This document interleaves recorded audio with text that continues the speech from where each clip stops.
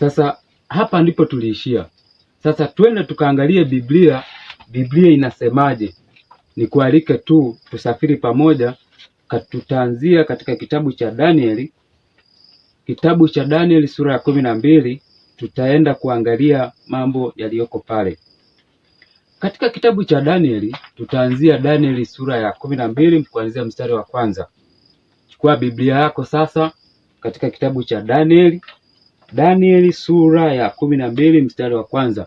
Anasema, wakati huo Mikaeli atasimama, jemedari mkuu asimamaye upande wa wana wa watu wako, na kutakuwa na wakati wa taabu, mfano wake haukuwapo tangu lilipoanza kuwapo taifa hata wakati huo huo. Na wakati huo watu wako wataokolewa, kila mmoja atakayeonekana ameandikwa katika kitabu kile. Tena wengi wa hao walalao katika mavumbi ya nchi wataamka, wengine wapate uzima wa milele, wengine aibu na kudharauliwa milele. Na walio na hekima watang'aa kama mwangaza wa anga, na hao waongozao wengi kutenda haki watang'aa kama nyota milele na milele. Fungu la 4. Lakini wewe Danieli, yafunge maneno haya, ukakitie muhuri kitabu hata wakati wa mwisho. Wengi watakwenda mbio huko na huko, na maarifa yataongezeka. Hii ni Danieli sura ya kwanza. Danieli sura ya 12 mstari wa kwanza mpaka ule mstari wa 4 kama tulivyosoma. Kuanzia fungu la kwanza mpaka la 3 tunaweza tukaona key point hapa. Kuna matukio.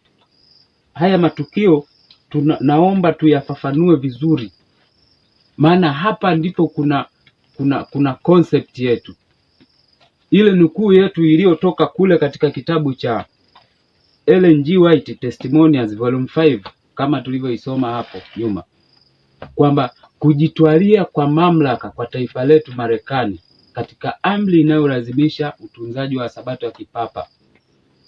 Hiyo itakuwa ni onyo kwetu. Wakristo wanatakiwa waihame miji. Hiyo ndiyo point tuliachia. Sasa tunaenda kuangalia huo muda. Danieli 12 mstari wa kwanza mpaka wa 4 tutachambua haya matukio. Kitendo cha Mikaeli kusimama. Mikaeli kusimama inamaanisha nini? Tunatakiwa tujue wakati wa taabu ni wakati upi. Tunatakiwa tujue kwamba wakati huo kila mtu ambaye jina lake litaonekana kwenye kitabu cha uzima ataokolewa. Huo wakati ni upi? Tukio la mwisho anasema kwamba makaburi yatafunguka, kutakuwa na pande mbili. Huo ni mstari wa 3 wa pili. Tena wengi wa hao walalao katika mavumbi ya nchi wataamka, wengine wapate uzima wa milele, wengine aibu na kudharauliwa milele. Kuna ufufuo hapo. Hayo yote ni matukio ambayo nabii anaanza kwa kusema na wakati huo upi. Kama wasomi wa roho ya unabii na pamoja na Biblia tunajua Mikaeli kusimama, anasimama wakati gani? Mikaeli ni Yesu Kristo. Kitendo cha Mikaeli kusimama ni ni Yesu anatupa chetezo chini kwisha. Wakati huo, wakati gani? Lakini tukio la pili pia hili linalosema kwamba kutakuwa na wakati wa taabu. Wasomi wa maandiko tunaelewa, roho ya unabii inatupatia maelezo kamili. Wakati wa taabu utakuwepo mwishoni mwa wakati. Sasa nabii anasema wakati huo utakuwepo na wakati wa taabu. lakini vile vile wakati huo kila ambaye ataonekana jina lake limeandikwa katika kitabu kile. Kitabu kipi? Waadventista tunafahamu ni kitabu cha uzima. Watiifu wa Mungu wote ambao Kristo atarudi, majina yao bado yamebaki katika kitabu cha uzima. Mbele ya majina yao hakuna dhambi ambayo haikutubiwa. Hao ndio wataokolewa. Ni watu wote wacha Mungu tutaokolewa katika dhiki hiyo, katika huo wakati. Bado kuna ambao wametangulia mautini. Wakati huo ukifika, mstari wa 2 Danieli 12 kama tulivyoisoma, anasema kwamba wafu watafufuka. Kutakuwa na pande mbili, wengine uzima, wengine aibu na kudharauliwa milele.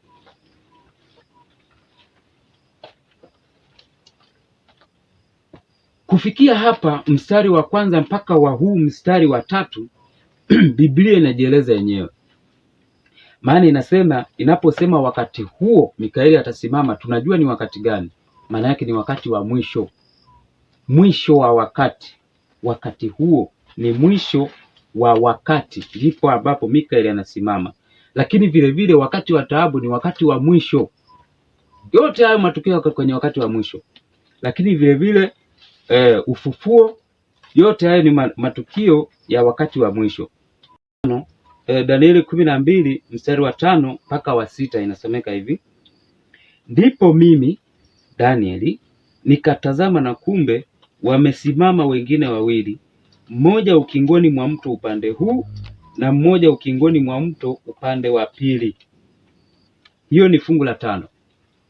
Kwa hiyo baada ya maelezo haya ya fungu la 1, fungu la 2, fungu la 3 na hatimaye fungu la 4, Danieli katika njozi akaangalia, akaona kumbe kuna malaika wengine wawili. Anasema kulikuwa na malaika mwingine amesimama ukingoni mwa mto upande huu na mwingine ukingoni mwa mto upande wa pili.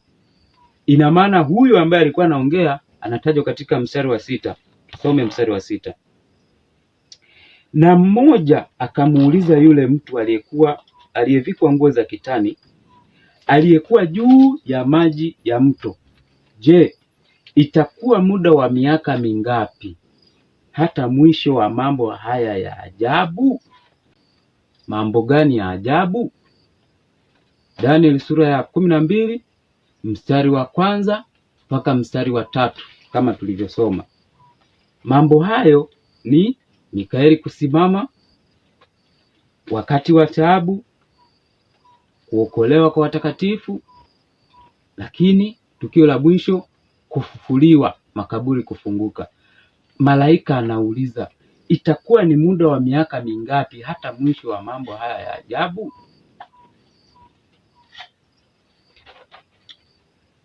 Katika mstari wa 7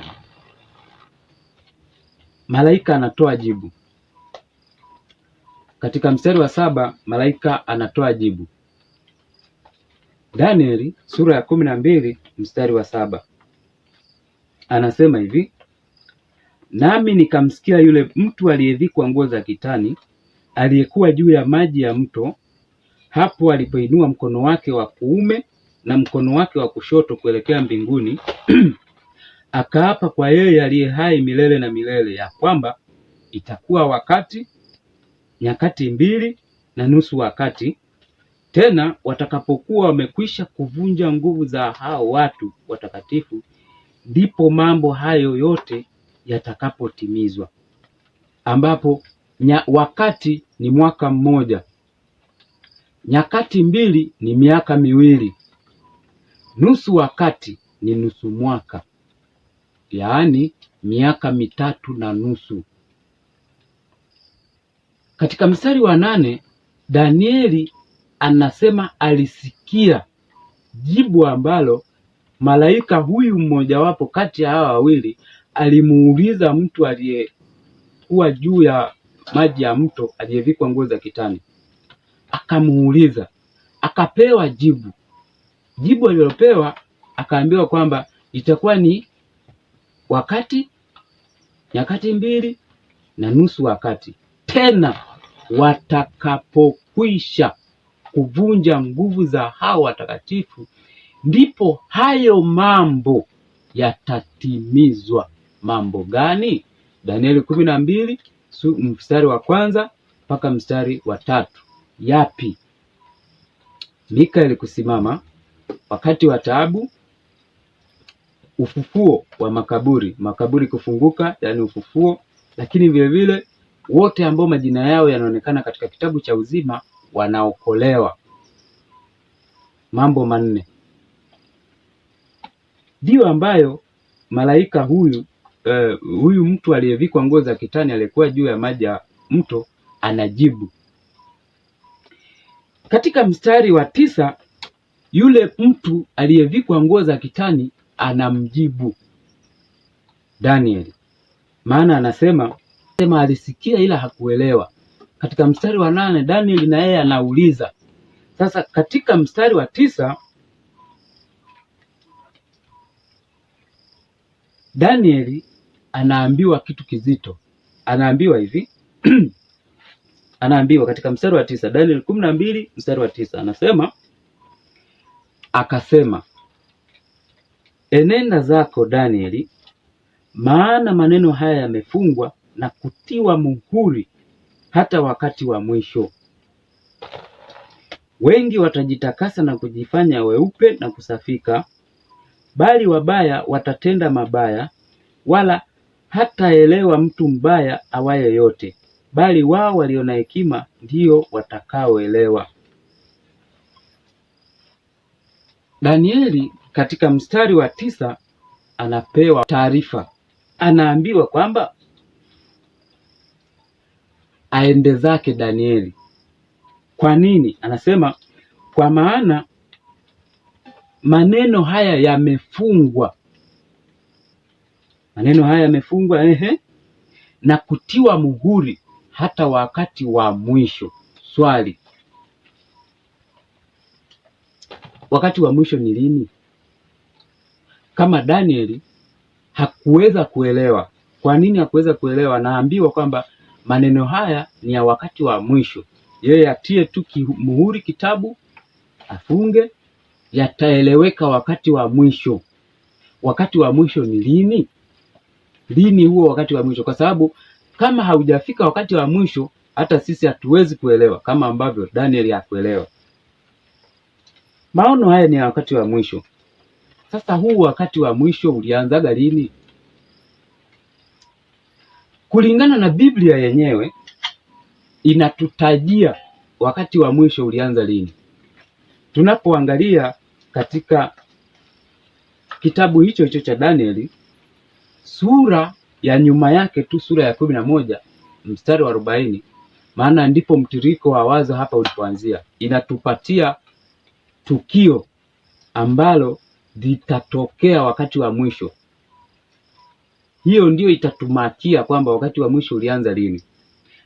Katika mstari wa 40 Danieli 11 inasomeka hivi, na wakati wa mwisho mfalme wa kusini atashindana naye, na mfalme wa kaskazini atamshambulia kama upepo wa kisulisuli, pamoja na magari ya vita na wapanda farasi na merikebu nyingi, naye ataingia katika nchi hizo na kufurika kupita katikati. 40 tu hiyo, unaweza ukaendelea mpaka 41. Katika Danieli 11 huu mstari tu wa 40, kwa maneno haya pekee, kwamba tusome pamoja. Anasema, na wakati wa mwisho mfalme wa kusini atashindana naye. Kuna nukta, koma. Maneno hayo tu peke yake, unabii huo tu peke yake unatuwekea alama kwa wakati wa mwisho huwa ni mwaka gani katika historia. Ipo na ni tukio ambalo lilitendeka kweli. Mfalme wa kusini ni nani na anashindana na nani? Nabii Ellen G. White ameeleza hichi kitu katika kitabu cha Pambano Kuu sura inayosema mapinduzi ya Ufaransa, Biblia na mapinduzi ya Ufaransa. Maneno haya tu kipande hiki kinachosema kwamba na wakati wa mwisho mfalme wa kusini atashindana naye, nukta, koma.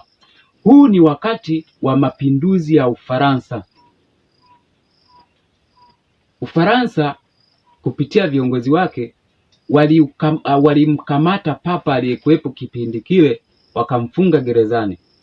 Alikufa mwaka 1798. Hapo ndipo jeraha la mauti lilipata upapa. Upapa ukaonekana umeisha, kwa sababu papa alivyokufa gerezani, upapa ukawa kama umekufa. Na ndiyo lugha ambayo inatumika katika kitabu cha Ufunuo, inatuambia kwamba akapata jeraha la mauti. Kupata jeraha la mauti ni wakati wa mapinduzi ya Ufaransa mwaka 1798. Kwa hiyo mfalme wa kusini lilikuwa linawakilishwa na taifa la Ufaransa kwa kitendo chao kile cha kumpindua mamlaka ya upapa. Ndiyo hii inayozungumzwa kwamba mfalme wa kusini atashindana naye, na alishindana naye. Lakini baada ya haya maneno katika Danieli sura ya 11 mstari wa 40, baada ya nukta na koma, nizamu sasa ya mfalme wa kaskazini ni upapa, ambapo hapa katika kitabu cha Ufunuo ni pale maneno ambayo anatumia na Yohana wa Ufunuo ni kwamba lile jeraha la mauti likapona. Sasa linapopona, na ndiyo maana katika huu mstari wa 40 tunaona tena huyu mfalme wa kaskazini anasema naye ataingia katika nchi hizo. Notice mfalme wa kaskazini ametajwa kama ni umoja, lakini inapokuja temu ya mfalme wa kaskazini kumshambulia kwa magari ya vita na kisulisuli na wapanda farasi na merikebu, anasema naye ataingia katika nchi hizo, yani zinakuwa ni nyingi sasa. Kwa hiyo wakati upapa unaanza tena kupona jeraha la mauti, utakuwa unapigana sasa, inakuwa sio nchi moja, kwa sababu taifa hili la Ufaransa kwa mujibu wa kitabu cha nabii Ellen G. White, Pambano Kuu, sura inayosema mapinduzi ya Biblia na mapinduzi ya Ufaransa, ni kwamba taifa la Ufaransa limefananishwa na nchi ya Misri, kwa sababu taifa la Ufaransa lilikana uwepo wa Mungu. Ni nchi ya kikana Mungu, ya kikomunisti kipindi kile. Baada ya taifa la Ufaransa kushuhudia mauaji yaliyotokea karne za zama za giza, mwaka wa 538 pale mpaka 1798, ambapo wao ndio walimkamata papa wakamuua. Kanisa hili la Rumi, huyu mwanamke aliyejawa damu ya watakatifu aliua Wakristo wengi, akapelekea taifa la Ufaransa likachukia Ukristo, na ndiyo maana papa ukapata jeraha la mauti kutumiwa. Mungu alimtumia Mfaransa ili kukomesha hata mateso. Kwa hiyo mambo yakaishia pale.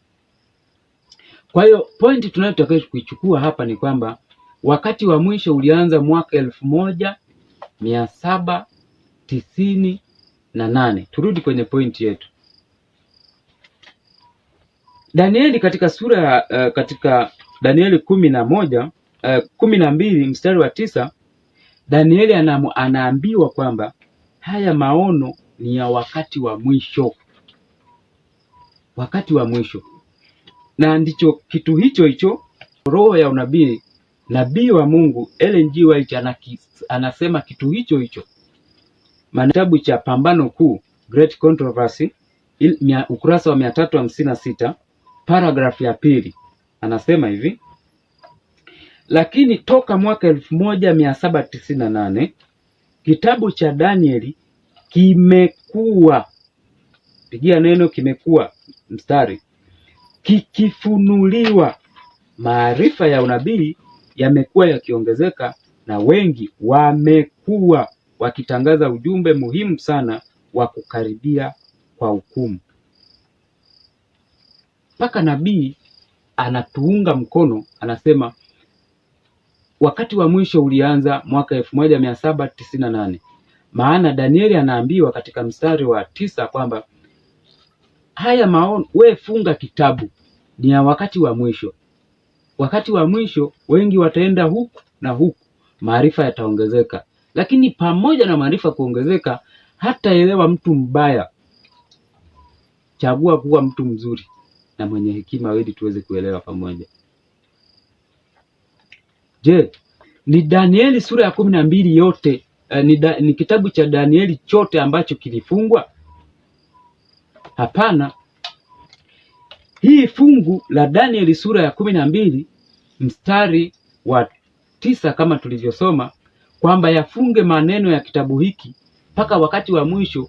Hili fungu liliwazubaisha Wayahudi wasisubiri kuzaliwa kwa Yesu, liliwadivert. Maana katika kitabu cha Danieli tunapata majuma 70.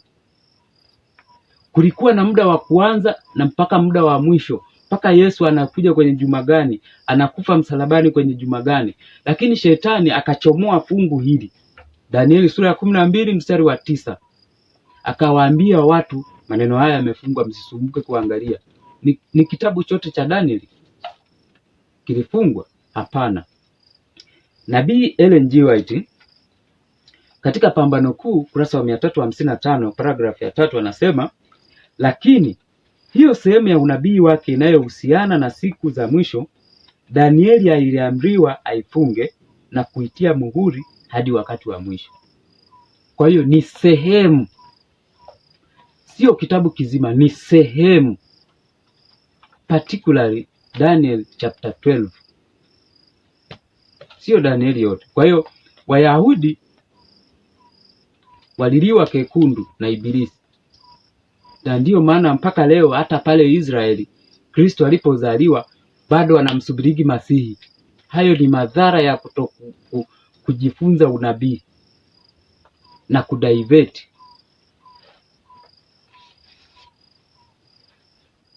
Kwa hiyo walio na hekima ndio watakaoelewa, kama kwa mujibu wa Danieli sura 12 mstari wa 10. Sasa katika Danieli sura ya 12 mstari wa 11 mpaka 13, malaika, mtu aliyevikwa nguo za kitani, anaendelea. Kumbuka, anataka amuonyeshe Danieli lile swali ambalo yule malaika aliuliza, akajibiwa katika Danieli 12 mstari wa 6 kwamba, je, itakuwa muda wa miaka mingapi hata mwisho wa mambo haya ya ajabu? Kisha huyu mtu aliyevikwa nguo za kitani akajibu katika Danieli 12 mstari wa 7, anasema, akaapa kwa yeye aliye hai milele na milele ya kwamba itakuwa wakati, nyakati 2.5 wakati, tena watakapokuwa wamekwisha kuvunja nguvu za hao watu watakatifu, ndipo mambo hayo yatakapotimizwa. Ndipo mambo hayo yatakapotimizwa. Zinapita kwanza hizi siku ambazo ni wakati, nyakati 2.5 wakati. Wakati ni mwaka, nyakati 2 ni miaka 2, nusu wakati ni nusu mwaka, ni miaka 3.5. Kwa hiyo baada ya miaka 3.5 tena, ikiwa wamekwisha kuvunja nguvu za hao watakatifu, ndipo hayo mambo ya ajabu ambayo malaika alimuuliza huyu mtu aliyevikwa nguo za kitani katika Danieli sura ya 12 mstari wa 6, ndipo yatakapotimizwa. Yukaeli kusimama manake nini? Kufungwa kwa mlango wa rehema. Nini kinatangulia kufungwa mlango wa rehema? Kilio kikuu. Yote haya yapo hapa, tutaenda kuyaangalia. Sasa pamoja na kwamba huyu malaika alimjibu, mtu aliyevikwa nguo za kitani alimjibu malaika, bado Danieli haelewi. Ndio maana Danieli pia anauliza katika Danieli sura ya 12 mstari wa 8, anasema hivi, kama tulivyosoma, Danieli akauliza tena katika huo mstari wa 8, akajibiwa vizuri sana katika Danieli sura ya 12 mstari wa 11. Alijibiwa swali lile ambalo hakuelewa kutokea kule mwanzoni, ambalo malaika yule aliambiwa. Sasa Mungu ni wa upendo, akamuongezea na steki ya ziada. Yule malaika ni kama aliuliza akajibiwa, yani ukilinganisha jibu la ukilinganisha jinsi ambavyo mtu aliyevikwa nguo za kitani anamjibu sasa Danieli tena anamuelewesha Danieli katika Danieli sura ya 11 mstari wa katika Danieli sura ya 12 mstari wa 11 ni tofauti na alivyojibu, au lina upana zaidi kuliko jinsi alivyojibu katika Danieli sura ya 12 mstari wa 7. Kwa hiyo hili jibu la Danieli lina expand zaidi uelewa, lakini pamoja na kuexpand, Danieli aliambiwa ayafunge. Hakuelewa kwa nini. Mungu alitaka haya maono yawe ni ya wakati wa mwisho. Sasa katika Danieli sura ya 12 mstari wa 11, malaika anasema, na tangu wakati ule ambapo sadaka ya kuteketezwa ya daima itaondolewa na hilo chukizo la uharibifu kusimamishwa, itapata siku 1290. Yule malaika alimwambia zitapita nyakati 2.5 wakati tena watakapokuwa wamekwisha kuvunja nguvu za hao watakatifu, ndipo mambo hayo yatakapotimizwa. Yapi? Danieli sura ya 12 mstari wa 1 mpaka mstari wa 3. Katika majibu haya ambapo mpaka hapa Danieli anaelekezwa, pamoja na kuelekezwa haelewi, maana aliambiwa ni wakati wa mwisho. Katika jibu la malaika alilojibiwa na mtu aliyevikwa nguo za kitani alisimama juu ya mto, alijibiwa itakuwa nyakati 2.5 wakati, yaani siku 1260 ukizikonvert. Ndipo sasa yanatimizwa haya mambo ya ajabu. Nimekuwekea kachache hapo kidogo. Danieli naye anapewa stake ya ziada. Anaambiwa tangu wakati ule ambapo sadaka ya daima itaondolewa na hilo chukizo la uharibifu litasimamishwa, itapata siku 1290. Maana yake ni kwamba mwisho wa siku 1260 alizojibiwa malaika zikiisha, yanafuatwa utimizaji wa mambo yaliyoandikwa katika Danieli sura ya 12 mstari wa 1 mpaka wa 3. Vile vile mwisho wa siku 1290 zikiisha, yanafata mambo ya ajabu ambayo yameandikwa ambayo yatatimizwa, ambayo yameandikwa katika Danieli sura ya 12 mstari wa 1 mpaka wa 3. Kwa hiyo hizi siku hazianzi pamoja kama nilivyokuweka kwenye chati hapo.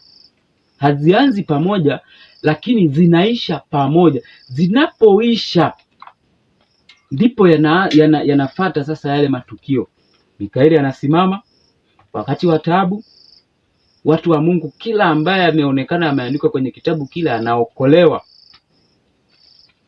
Makaburi yanafunguka, watu waliokufa wanafufuka, wengine uzima wa milele, wengine mauti na kudharauliwa milele. Ndipo yanafuata. Kwa hiyo ukiangalia utofauti hapa kati ya siku 1260, kuna utofauti wa hizi siku kuanza kwa siku 30 tu. Siku 30. Mstari wa 12 wa Danieli tunaambiwa kwamba anasema, heri angojaye na kuzifikiria siku hizo 1335. Ana heri angojaye na kuzifikiria siku hizo 1335. Kwa nini ana heri? Kwa hiyo hizi siku 1335 zinatajwa katika mstari wa 12 wa Danieli sura ya 12 hapo. Hizi zinapotajwa, kumbuka tumepewa kianzio cha muda. Danieli amepewa kianzio cha muda kwamba ni tangu wakati ule ambapo sadaka ya daima itaondolewa na chukizo la uharibifu litasimamishwa. Kwa hiyo hizi siku 1335 na zenyewe zinaanzia wakati huo huo ambao chukizo la uharibifu limesimamishwa, na wakati huo linasimamishwa wameondoa sadaka ya kuteketezwa ya daima. Kwa hiyo hizi siku 1335 ndani yake kuna siku 1260 ambazo hizo siku 1260 zipo ndani ya siku 1290. Zinapoisha hizi siku, Danieli ameambiwa mwisho wa siku hizo atasimama kwenye kura yake. Katika Danieli sura ya 12 mstari ule wa 13 anasema, lakini enenda zako hata utakapokuwa mwisho ule, maana wewe utastarehe, nawe utasimama katika kura yako mwisho wa siku hizo. Sasa wanaofundisha hizi siku ni zama za zamani, ni enzi za giza, ni Waadventista wa Sabato wenyewe. Tumeingiliwa. Kwa nini hatuoni? Sura ya 12 ya Danieli sio past, bado hata haijafika hata fungu moja, bado kabisa. Danieli anaambiwa kwamba lakini enenda zako hata utakapokuwa mwisho ule.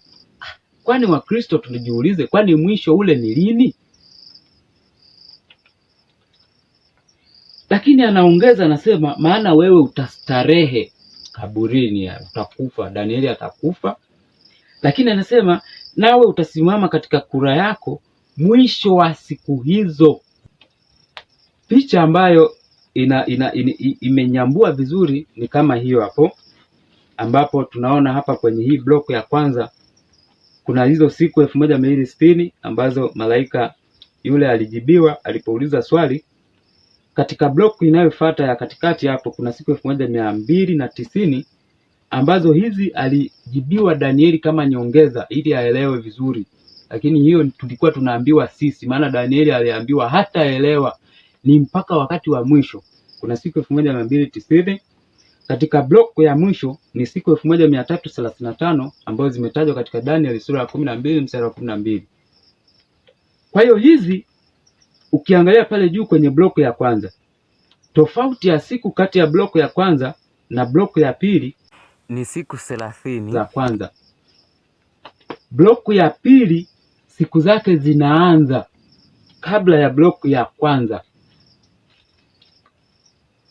Hizi siku zote katika block ya kwanza na block ya pili zote zinaisha wakati mmoja, maana malaika aliambiwa hata nyakati 2.5 wakati ndipo hayo mambo ya ajabu yatakapotimizwa. Danieli naye akajibiwa kama nyongeza, anasema na tangu, yani anapelekwa muda wa nyuma zaidi kuliko huu muda ambao aliyojibiwa malaika. Anaambiwa siku 1290. Katika bloko ya mwisho siku 1335 tunauona kuna utofauti wa siku 45 kutoka bloku ya pili ya katikati, ya pili kutoka juu, siku 1290. Kwa ukichukua 1335 ukatoa 1290 unapata siku 45. Sasa siku hizi katika bloku ya pili na bloku ya tatu zote zinaanza siku moja. Zinaanza siku gani? Zinaanza siku ambapo sadaka ya kuteketezwa ya daima itaondolewa na chukizo la uharibifu litasimamishwa. Pambano Kuu, sura inayosema maangamizi ya Yerusalemu, sisi sadaka yetu ya kuteketezwa ya daima ni Jumamosi, ni ibada ya Jumamosi. Chukizo la uharibifu ni sheria ya Jumapili. Kupitishwa kwa sheria ya Jumapili mpaka mambo hayo ya ajabu zitapita siku 1290. Hayo mambo gani yatatimizwa? Ni haya ambayo ninakutajia kila mara. Danieli sura 12:1-3. Narudia: 1, Mikaeli kusimama. 2, kuna wakati wa taabu. 3, kila mtu ambaye jina lake linaonekana kwenye kitabu cha uzima anaokolewa. Lakini la 4, kuna ufufuo. Katika ufufuo hapa kuna ufufuo aina mbili, vipindi viwili tofauti vya ufufuo. Ufufuo wa kwanza, huu unaitwa ufufuo maalum. Ufufuo maalum, na kupendekezea usome kitabu cha hichi hapa, Matukio ya Siku za Mwisho, sura ya 19, ufufuo maalum. Utakuta hiyo story vizuri sana. Katika ufufuo maalum hapa wanafufuka watu wenye tabia zifuatazo. 1, watu walioamini ujumbe wa malaika watatu, waliokufa chini ya ujumbe wa malaika watatu. Vile vile katika ufufuo maalum wanafufuka watu wote wale waliomchoma Yesu. Kumbuka aliahidi kabisa, wale wote waliomchoma Yesu, wale maaskari Yesu aliwaahidi, nikirudi mtaniona. Hao wote wako kwenye ufufuo maalum. Kwa nini wanafufuka? Wanafufuka upande wa kwanza, wanafufuka katika ufufuo maalum watakatifu. Upande wa pili kuna waovu pia wanafufuka kwenye ufufuo maalum. Baadhi hawa walioahidiwa na Kristo kwamba siku nikirudi mtaniona sana kuja, hao wote wanafufuka, wanamsikiliza. Katika upande wa watakatifu, Kristo anatangaza siku na saa ya kurudi. Siku na nini? Siku na saa. Wanafufuliwa. Kwa maneno mengine ni kwamba mimi na wewe tuna nafasi kabisa ya kufufuliwa kwenye huu ufufuo maalum. Tunaamini ujumbe wa malaika watatu, kuanzia ujumbe wa kwanza mpaka ujumbe wa 3. Hiyo imani tunayo. 2, tuko kwenye wakati wenyewe. Ujumbe wa malaika watatu umeanza kueleweka kutoka enzi za kina Ellen G. White kuja huko mbele. Wote hao ufufuo maalum. Yaani kuna mawili, ukose mbinguni au kwenye ufufuo maalum. Kwa hiyo Kristo atakuja bila hata kutushtukiza, tutatangaziwa siku na saa ya kuja kwa Kristo. Ufufuo wa pili ni ufufuo wa watu wote. Na katika ufufuo tunajua kabisa wakati Wakristo wote, Waadventista wa Sabato na Wakristo kwa ujumla, tunajua wakati ufufuo unafanyika ni nini kinatokea.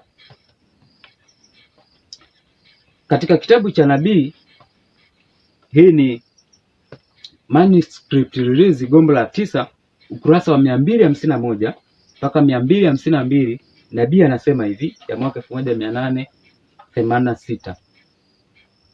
Mawingu yanaanza kukunjika kama kurasa, na kuna ishara ya angavu ya mwana wa Adamu. Watoto wa Mungu wanajua maana ya wingu hilo. Sauti ya muziki inasikika, na kwa kadri karibiavyo, makaburi yanafunguka na wafu wanafufuliwa.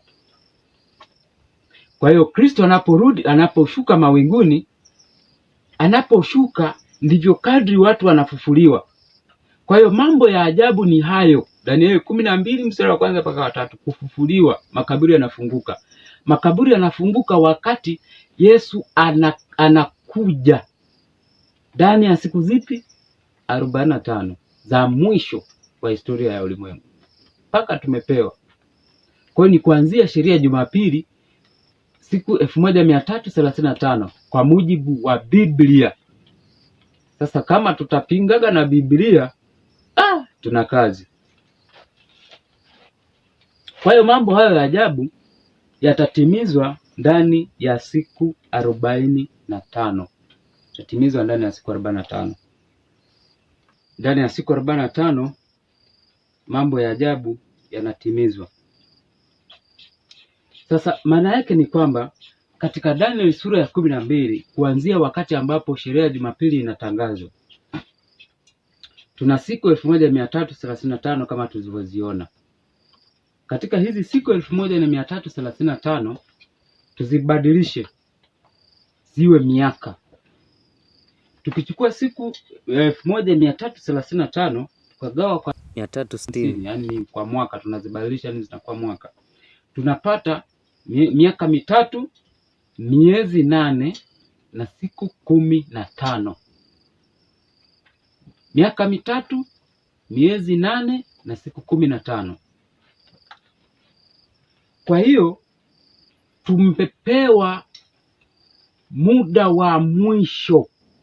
Muda wa mwisho ni miezi hiyo na miaka hiyo na siku hizo, haziwezi zikazidi. Mungu hajawahi kusemaga uongo hata siku moja. Wakati wa mwisho tumepewa ni huo. Wakati wa mwisho ni huo sasa, siku 1335. Ukizikonvert tunapata miaka 3, miezi 8 na siku 15.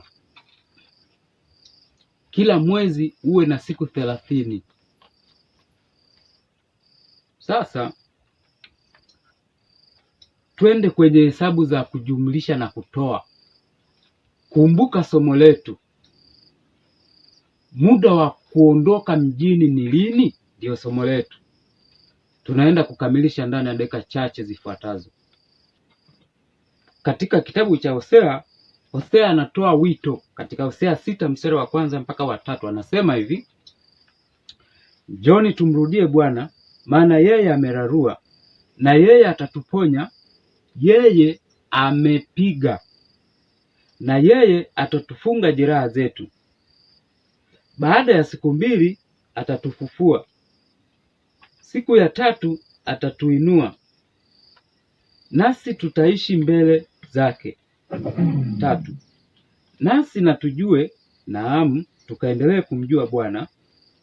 Kutokea kwake ni yakini kama asubuhi, naye atatujilia kama mvua ya buri inyeshavyo nchi.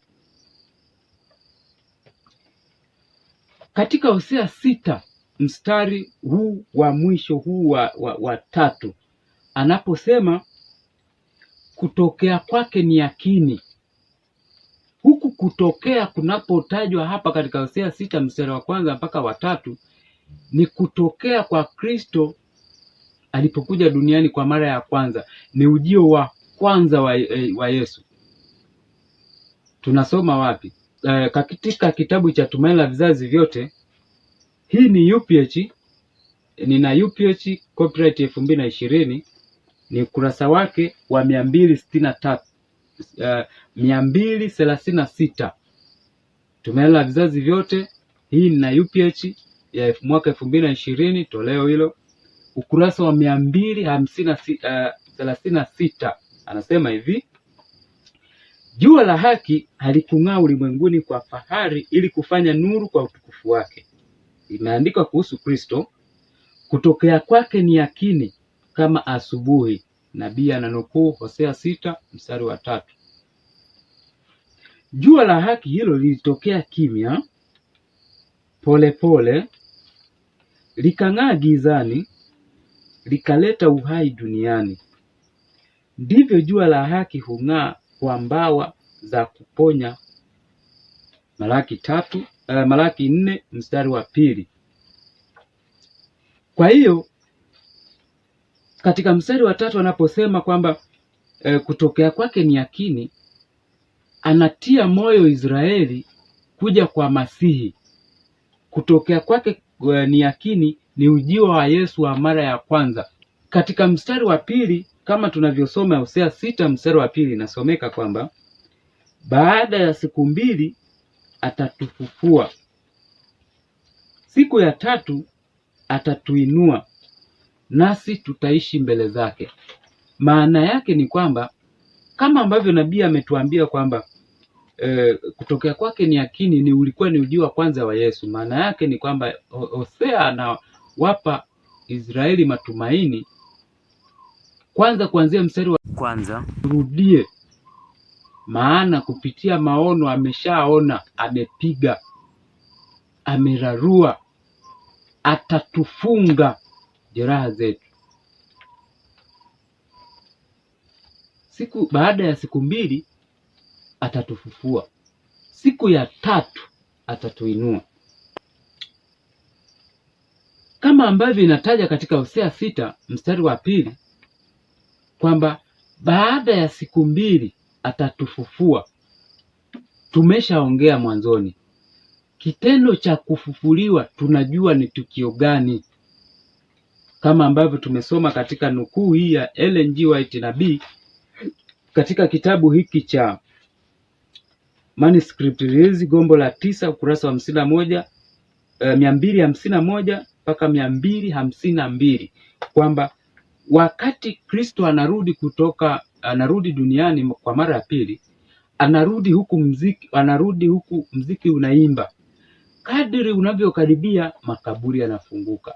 Kwa hiyo katika Hosea 6 mstari wa 2 anaposema baada ya siku 2 anatufufua, maana yake kufufuliwa ni kurudi kwa Kristo, kama ambavyo nabii ametuambia na kama ambavyo tumesoma.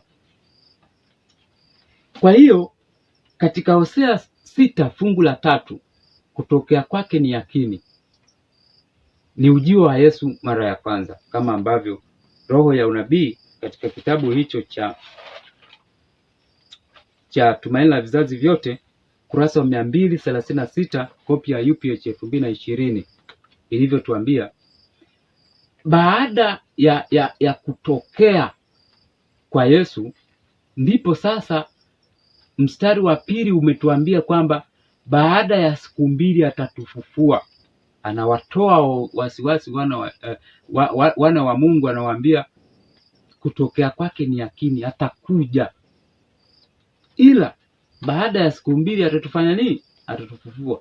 Tena anasema siku ya 3 atatuinua, nasi tutaishi mbele zake. Kwa hivyo hapa kuna unabii pia. Swali, hizi siku 2 ambazo Hosea ameziona katika Hosea 6 mstari wa 2 zimeisha au bado? Kama zimeisha, tumefufuliwa na katika siku ya 3 tumeinuliwa. Je, tumeishi mbele zake? Kwa waliolala mauti wamefufuliwa, siku ya 3 wameishi mbele zake? Jibu ni bado. It is future. Katika mstari wa 2, katika mstari wa 3 kama tulivyosoma, kutokea kwake ni yakini, ni ujio wa kwanza wa Yesu. Baada ya siku 2, baada ya kupiga, maana anasema amepiga nini? Mwanzo 3 mstari wa 15 anasema, nami nitaweka wadui kati yako na huyo mwanamke, na kati ya uzao wako na uzao wake, huo utakuponda kichwa na wewe utamponda kisigino. Kristo pale msalabani alipiga nyoka kichwa. Unabii uliotolewa katika Mwanzo 3 mstari wa 15. Huyu ni uzao wa mwanamke. Tena Biblia inasema hasemi wazao kana kwamba ni wengi, bali ni mmoja. Nani huyo? Yesu Kristo. Alipiga akaponda kichwa, akashinda msalaba. Baada ya kupiga, baada ya kutokea hapa, baada ya siku 2 atarudi na atatufufua. Siku ya 3 tutaishi mbele zake. Kufufua tumeshajifunza manake nini. Wakati anafufua, wakati huo anakuja, wakati huo makaburi yanafunguka katika ufufuo ule mkubwa, kama ambavyo tumetangulia kujifunza. Sasa Kristo alipiga lini? Aliponda nyoka kichwa lini? Alikufa msalabani mwaka gani? Nabii Ellen G. White anatusaidia katika kitabu cha Pambano Kuu, Great Controversy, ukurasa wa 327 paragraph ya 3, anasema katikati ya juma ataikomesha kafara na dhabihu. Katika mwaka wa 31 baada ya Kristo, miaka 3.5 baada ya ubatizo wake, Bwana wetu alisulubiwa. Kwa hiyo Kristo alikufa msalabani mwaka wa 31. Kwa hiyo kutokea kwake ni yakini, mwisho wake ulikuwa ni mwaka wa 31 baada ya Kristo. Kwa hiyo kutokea wakati huo baada ya siku 2 atatufufua, siku ile ya 3 atatuinua, nasi tutaishi mbele zake. Katika unabii, siku moja ni miaka 1000. Tunasoma katika kitabu cha Petro wa pili mstari wa 3, Petro wa pili 3:8 nasema, lakini wapenzi, msilisahau neno hili kwamba kwa Bwana siku moja ni kama miaka 1000 na miaka 1000 ni kama siku moja.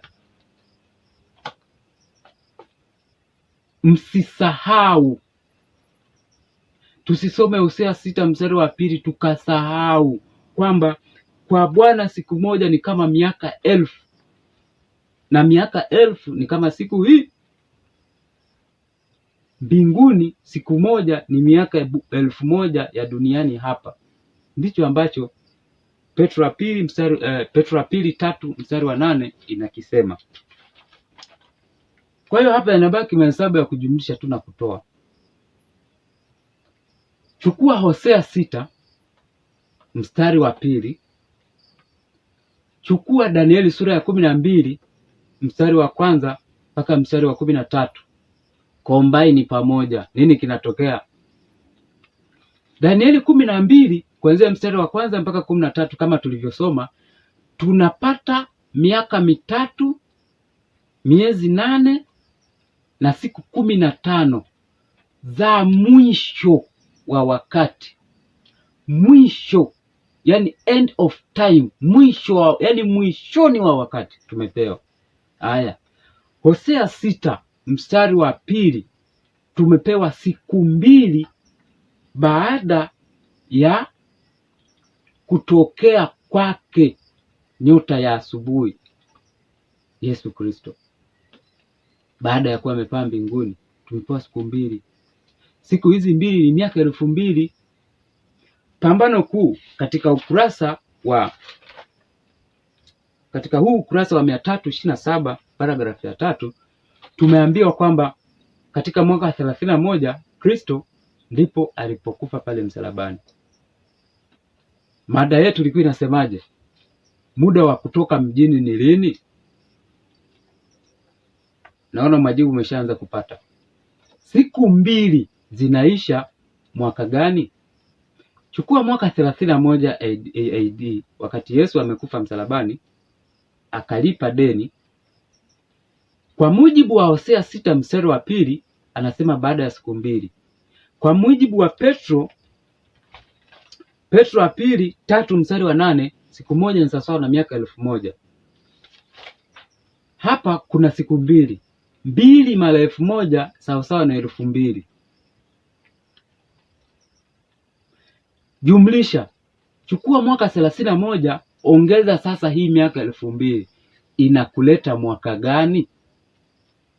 2031. Kama ni 2031, wewe Mkristo, muda wa kuwa umetoka mjini ni lini? Kwa takwimu hizi lini? Danieli sura ya 12 imekupatia wakati wa mwisho, siku 1335, yaani miaka 3, miezi 8 na siku 15. Hosea 6 amekupa siku 2 za mwisho, yaani miaka 2000 ya mwisho ambayo inaanza mwaka 31 AD. Umebakiza miaka mingapi kufika wakati wa sadaka ya daima kuondolewa na chukizo la uharibifu kusimamishwa? Mingapi? Ambayo hiyo katika part 1 ndio tulisoma, tukaambiwa kwamba tutoke mjini twende sehemu ambayo tunaweza tukajipatia mahitaji yetu wenyewe. Kwa nini? Kwa sababu tatizo la kununua na kuuza litakuwa kubwa katika siku za usoni. Umebakiza muda gani? Turudi kwenye chati yetu ile ya zile siku 1335. Turudi kwenye chati yetu kama unavyoiona. Katika chati yetu, kutoka siku ambapo sheria ya Jumapili inatangazwa, una siku 30 days. zianze siku 1260 ambazo ndani hizo ndizo siku ambazo watakatifu watavunjiwa nguvu zao, mateso. Wakati huo huo kilio kikuu kimo ndani humo. Watu hatuna haki. Wakati huo Ufunuo 13 mstari wa 17 inatimia, kuanzia mstari wa 17, 18 inatimia. Hutaweza kununua wala kuuza usipokuwa na jina la mnyama yule au hesabu ya jina lake. Tuseme wewe una nguvu, familia yako, mke wako, utaweza kukaa njaa ukaacha kumpigia magoti shetani? Unajiweka kwenye majaribu. Mungu amesema tuondoke mijini. Muda ndio huu umeisha. Una siku tu 30.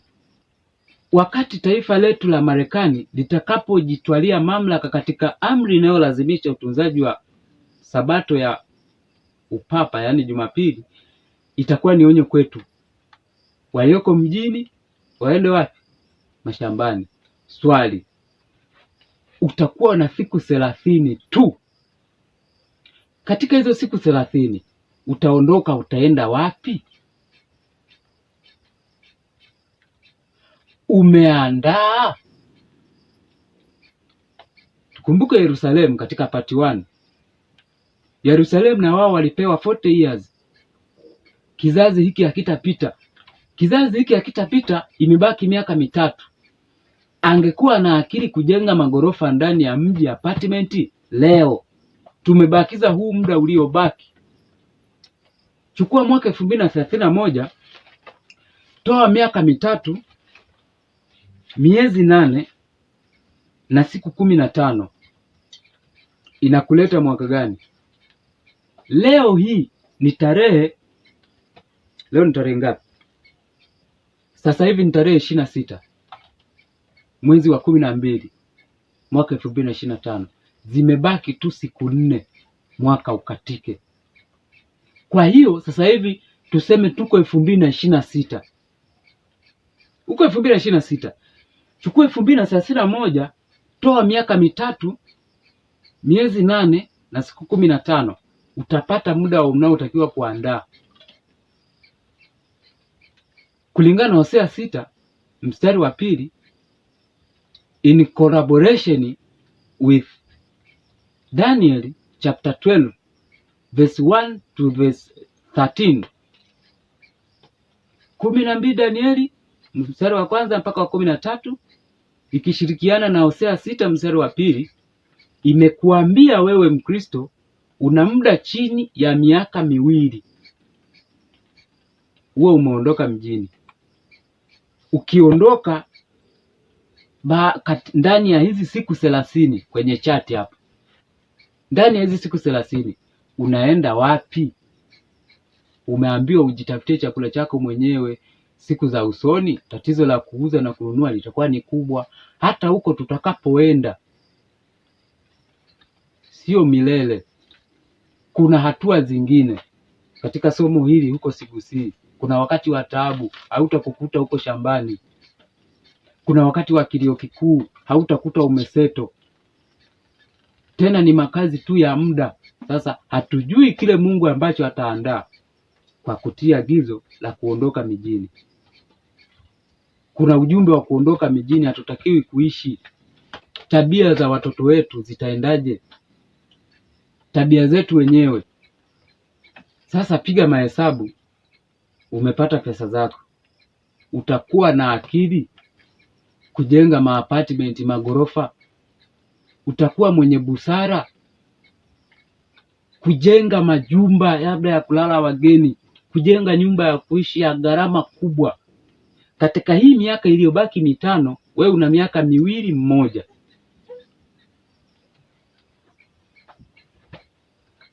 Katika hii miaka iliyobaki 5 hii, kuanzia 2026 huu mpaka 2031, una miaka wewe una miaka 2 mmoja. utakuwa na akili ya kujenga nyumba kubwa ya kutumia magharama. Bado tunawekeza mjini sasa hivi. Huu sio muda wa kuwekeza mjini, muda umeshaisha. Tena 2026 kuna kuchelewa, sio hata mpaka ifike Julai, mwezi wa 7 au mwezi wa 8. Yawezekana hata mwezi wa 2026 katikati ya mwaka isifike, mambo yanabana. Kumbuka Yerusalemu ilikuwa ina fujo za ndani kwa ndani, walichomeana magala, vyakula vikapanda bei, maisha yakawa magumu, mpaka wakala mpaka mkanda wa ngozi, meno sijui ilikuwa imekomaa namna gani, mpaka watoto wao wakala, mpaka watoto wao, maisha ni magumu. Mwisho mwaka wa 70 huwa hapa, wakaangamia wote, hakuna aliyeokoka hata huyu. Kristo alisema kizazi hiki hakitapita. Leo kupitia Biblia tumepewa miaka imesalia hii 5 tu. Katika hii miaka 5, mcha Mungu una mwaka huu au 2 isiyozidi. Fanya maamuzi sahihi. Dalili zote zinaonyesha siasa za Marekani hatuzioni, maendeleo ya kifedha ulimwenguni hatuyaoni. Hata Tanzania matumizi ya jamii namba NIDA inafanya malipo. Hayo yote ni maandalizi ya Ufunuo sura ya 13 mstari wa 17, 18. Ni nani Mkristo anayeyaona haya akakaa mjini? Ni nani? Je, tunamwamini Kristo? Kama unamwamini Kristo, fanya na wewe sehemu yako.